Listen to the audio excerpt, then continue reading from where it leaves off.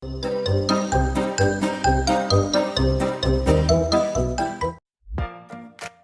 right, so tenses in English, they can be a bit of a puzzle, can't they? Like a box with all these hidden compartments. Yeah, like you think you've got a handle on it, and then bam, another layer pops up. Exactly. So today we're going to deep dive into this, try to unlock some of those compartments and make tenses feel less like, I don't know, a chore and more like a superpower. That's a great way to put it, a superpower. And to help us on this mission, we have Jake and Emma's, what would you call it? Their little fictional lesson, right, with all those great examples. Yeah, their lesson, it's fictional, but it covers a lot. And it doesn't matter if you're just starting out with English or you're practically Shakespeare. I think there's something in here for everyone, right?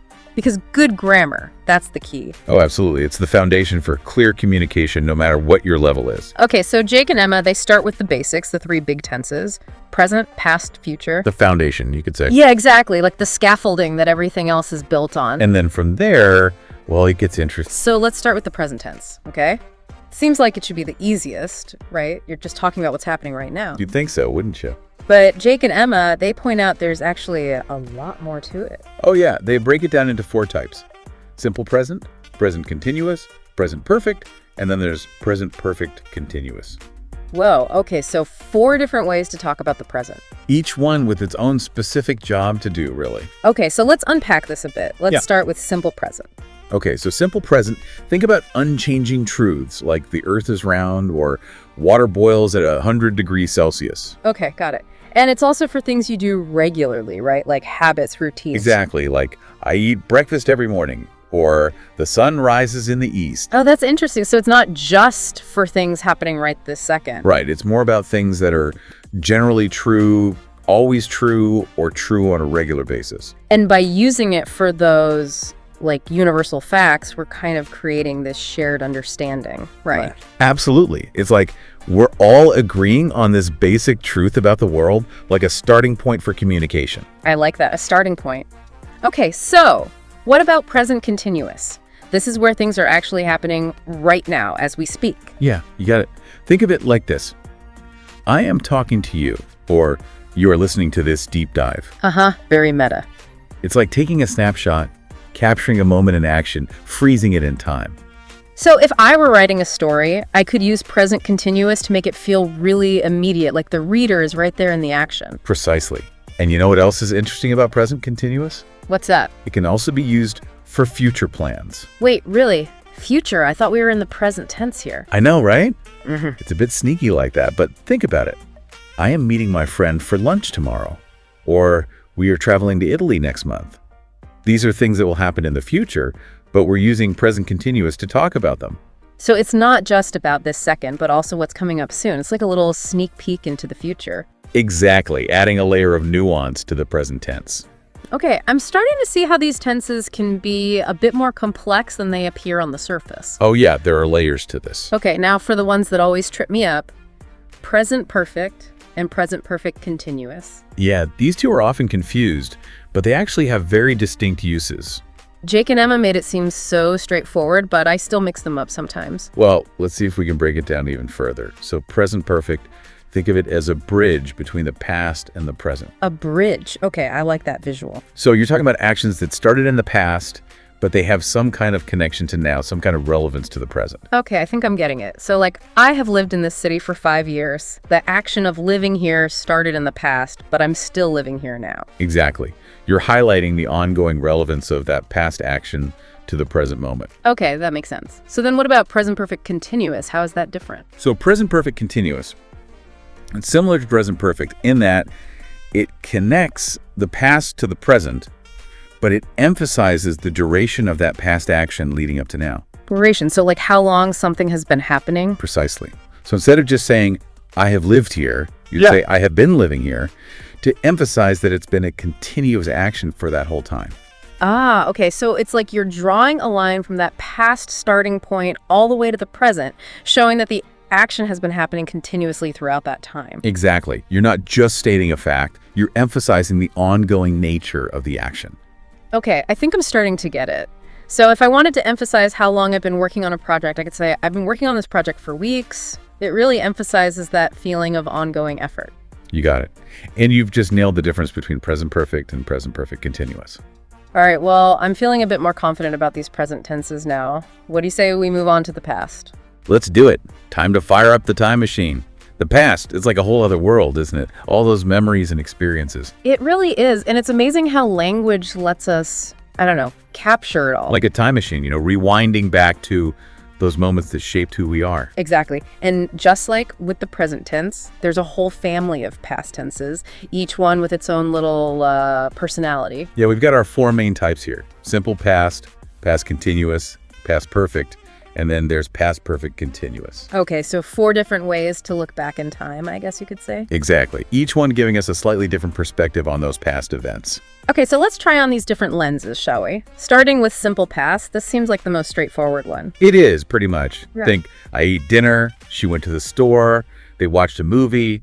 Just clean, simple actions completed in the past. Like snapshots, little frozen moments from our lives. Exactly, and it's the one we use most often when we're telling stories, right? Things happen in a sequence, one after another. Like flipping through those old photo albums, each picture a simple past action.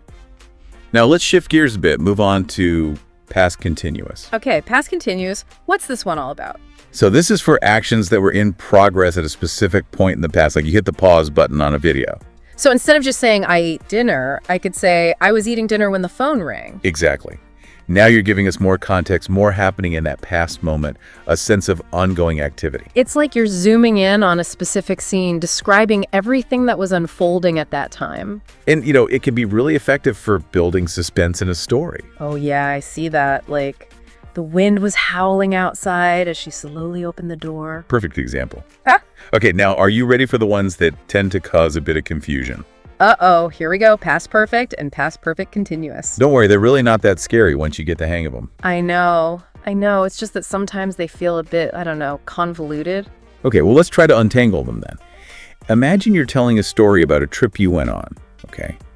You might say something like, I had never been to Europe before. That's past perfect right there. Okay, so you're talking about something that happened before the main event of the story, before you went on the trip? Exactly. Past perfect is all about establishing context, giving us background information. Like setting the stage, so to speak? Precisely.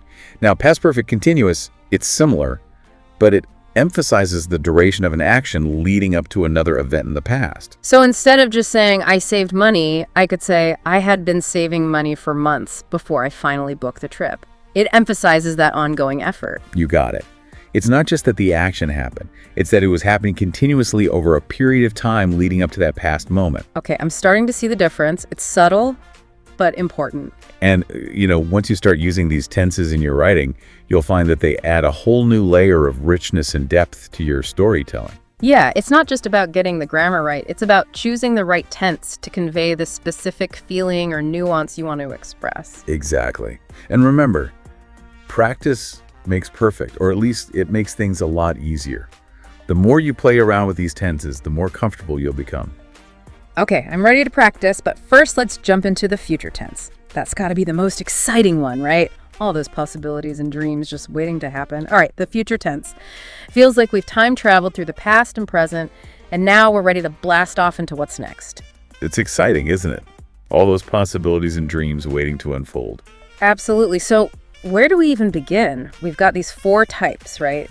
Simple future, future continuous, future perfect, and then future perfect continuous. You got it. 4 variations for each main tense. It's like a pattern. Yeah, a set of tools for each time frame, each with its own purpose. Exactly. And that's what makes it so versatile. You can really fine-tune how you express those future events. Okay, well, let's break it down then. Starting with the most straightforward one. Simple future. I will go to the store tomorrow. She will call you later. Straightforward, right. It's like making a declaration, planting a flag in the future and saying, this will happen. Like setting an intention, making a prediction? Absolutely. And it can also be used for promises, right? Like, I will always be there for you. Okay, I see that. It's like a commitment to something that will happen in the future.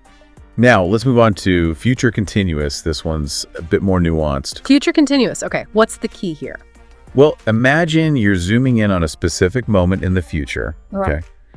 And you're describing what will be happening at that time. So it's not just that the action will happen, but it will be in progress at a specific point in the future. Exactly. So like, This time next week, I'll be lying on a beach sipping a margarita. Oh, nice visual. So you're not just saying you'll go to the beach, you're painting a picture of yourself actually being there in the moment. And that can make your writing, or even just your everyday speech, so much more vivid and engaging, you know? Yeah, I see that. Okay, now what about future perfect? That one always sounds a bit intimidating. Future perfect, it's all about completion, really. It's saying that something will be finished before a specific point in the future, like a deadline. Okay, so like by the end of this month, I will have finished writing my book. It's like setting a goal and then projecting yourself into the future, having achieved it. Exactly. And it conveys a sense of accomplishment, you know, like you're already looking back from that future point, knowing you've achieved something. Okay, I like that. It's like a little motivational boost. Now, last but not least, we have future perfect continuous. This one combines the elements of duration and completion. It's saying that something will have been happening for a certain amount of time by a specific point in the future. So like by next year, I will have been living in this city for 10 years. It emphasizes the continuous nature of the action leading up to that future point. Exactly. It's like looking back from that future point and acknowledging the journey you've taken to get there. Wow, we've really covered a lot of ground today. I feel like I've not only learned the rules of English tenses, but also gain a whole new perspective on how they can be used to shape our communication, our stories, and even our thinking about time. That's the power of language, isn't it? It's not just about conveying information, but about shaping our understanding of ourselves and the world around us. And Jake and Emma, they gave us a fantastic framework for understanding all of this. They really did.